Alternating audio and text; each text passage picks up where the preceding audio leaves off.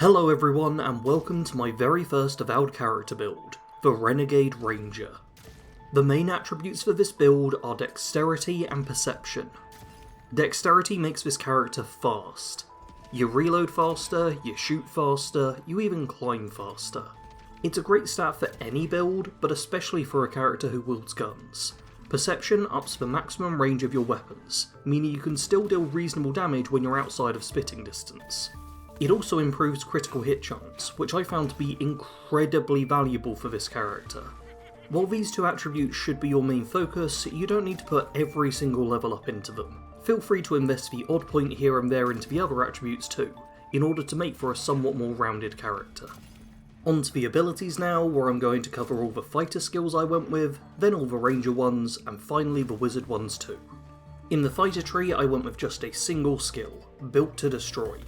I initially purchased this because I wanted to break down walls with my sword, as I just thought that was cool. But the actual strength of this skill is that every time you break something, you gain a small amount of health and essence regen. And if you've seen how many small crates and pots are laying around the living lands, you'll know how often this skill will proc. This basically just means you'll be constantly building up regen, keeping your bars topped up and getting a little stocked up for when you get into combat. As for the ranger skills, there's a lot more to go over. First is Steady Aim. A single rank of this slows time by 25% when you hold a power attack with a bow or gun. You can invest more points to slow time further, though I found a single rank was perfect for me, allowing me to easily line up my power shots to the enemy weak points. Evasive is up next, and it's a skill I can recommend regardless of what build you want to play. Reducing the stamina cost of dodging just makes it cheaper for you to evade attacks, which you're always going to want to do. Marksmanship is the first skill I maxed out. With 3 points invested, this provides a flat 50% damage boost for your bows and guns. As these are the main weapons for the build, maxing out this skill is a must. A skill I most definitely did not max out was Piercing Thrusts. This increases power attack damage with daggers, swords and spears. This character does wield a sword, though it's not a weapon I power attacked with all that frequently, so just a single point was all I was willing to spend here.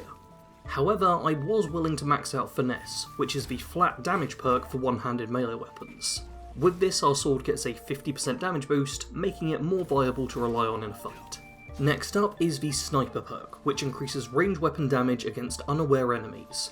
While I did only have a single point invested in the footage that you're seeing, it's not a bad call to invest further if you want to guarantee one-shot kills at the start of a fight. Penultimate of the ranger skills is Critical Strike. This increases critical hit chance, which effectively is another damage boost. As a high perception build, you already will have a high crit chance, so why not double down to make it so you get critical hits more often than most. Final ranger ability is Power Slide.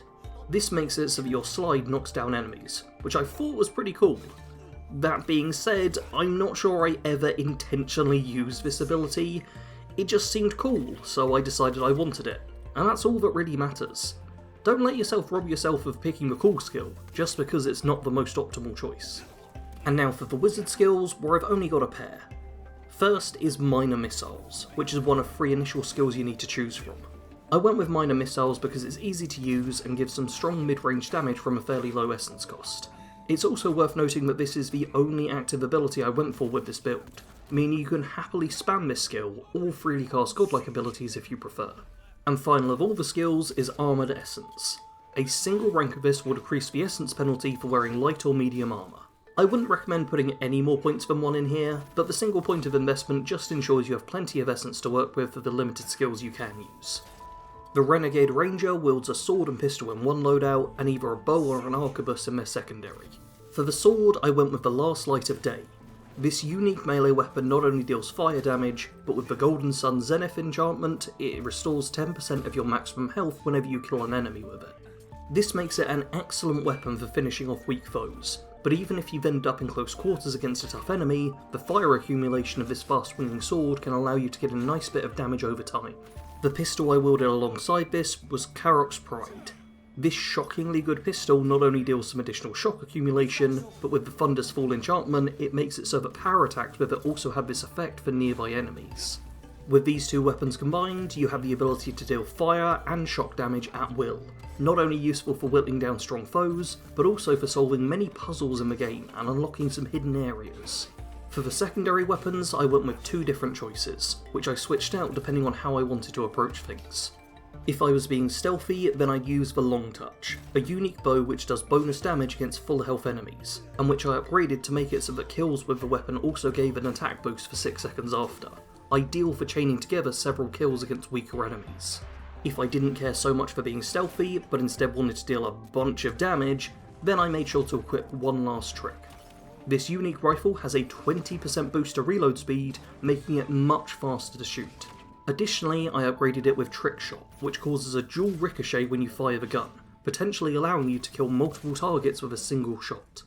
Onto the armour now, where the item I was wearing throughout most of this footage was the Arcanist Gambeson. I wanted to go with light armour in order to keep this character fast and mobile, but struggled with finding anything particularly well suited for the build early on. However, right after I decided to make this video, I came across the Wavebinder robes, which are perfect for this character. The frost resistance effect isn't anything to get excited by, but the 25% chance to crit with guns is crazy good. With this equipped, this will make it so your guns will land a critical hit more often than not, as overall crit chance is well over 50%. And to make those crits even better, I also had equipped the Trickster's Gloves. These unique gloves give an extra 1% flat crit hit chance, but better than that is a 25% increase to critical damage. With these gloves equipped, you will notice a huge damage increase that synergizes perfectly with a lot of what we've already gone over. The other piece of clothing I had equipped were the Trantom Family Greaves. These provide a boost to maximum health, dodge distance, and move speed. This means you'll be harder to hit, which is very important for this character, but even if you do get hit, you're at least a little bit tougher. Onto the jewellery now, starting with the amulet. For almost the entire time I played this character, I had the enchanted Sulanet equipped. I have no idea how to pronounce that word. This is gained by talking about seagulls to a stranger in a parody shantytown, which should be all the incentive you need to seek out this item. The actual effect is a 20% increase to the number of coins you pick up. If you want to optimise the character, then obviously you should also find yourself a different amulet or trinket to use in combat, but for simplicity's sake, I just kept this equipped all the time, ensuring I always had plenty of coin for whatever I wanted to buy. The rings I had equipped were a fair sight more helpful in a fight. The first of these is the Ring of the Peerless Marksman. This provides a 10% damage boost with ranged weapons, making 3/4 of your weapons stronger. The other ring I had equipped was Bitter Bonding, which makes it so that 1% of your attack damage is returned back to you as health. With this ring on your finger, you'll be healing yourself with every attack you make. Funnily enough, this ring can be found pretty much right next to where you get the amulet I mentioned before. This character is a ranged expert, able to easily pick off foes from a distance and kill many of the enemies in the game with a single shot. You'll want to try and kill as many of your targets at a distance as you can, in order to keep the danger away from yourself. If enemies do manage to get in close, then you'll want to switch from your two-handed ranged weapon over to sword and pistol. Your pistol is a good way to deal damage to melee enemies while still staying out of range of them. Let them get close, then dodge back and fire for a bit of mid-range damage. If you do find yourself trapped in melee combat, then your sword can be swung fast in order to deal high DPS and build fire accumulation, though this is risky due to the low armour of a character, making it so that you can't take many hits before you go down. Of course, this is only a problem if you let the targets get close to you. In an ideal fight, you can either stealth kill your targets with your bow, which works if they're fairly spaced out from one another, or blast them with your rifle to take a huge amount of the enemy health bar down. As long as you keep shooting, and keep your distance, you should be able to take down anything the Living Lands can throw at you. As opposed to my standard builds where I would normally write up a full character backstory, I've instead decided to go with a role-playing section, where I go over one potential direction you can take this character when you play. This is obviously all optional, but your choices during conversations can shape the way the story of the game pans out, so it's worth thinking about what kind of personality you want your character to have when you play. For the Renegade Ranger, the focus is on helping people to live their lives. While you may be the Imperial Envoy, you're not a politician. Your focus is on helping out individual people, more so than fighting on behalf of a specific faction. Always try and take the path which sounds best for the people it will directly affect, and don't be afraid to ask your companions for advice when making decisions. They've spent more time in the Living Lands than you have, so often have insights for what the best path to walk is. While you're certainly not looking to betray the Adiran Empire, you understand that this island doesn't belong to them, at least not yet, and your goal is to deal with the Dream Scourge, not conquer an island for your empire. Do what you think is best for the people living here, and try to save them from a soul plague which will otherwise end their lives. And that was my first Avowed character build. I've already got ideas for a few more that I'd like to produce, so make sure to subscribe to the channel if you want to see more of these. Give the video a like if you enjoyed, and you can either become a channel member or a Patreon supporter if you're feeling extra generous. As always, thanks for watching.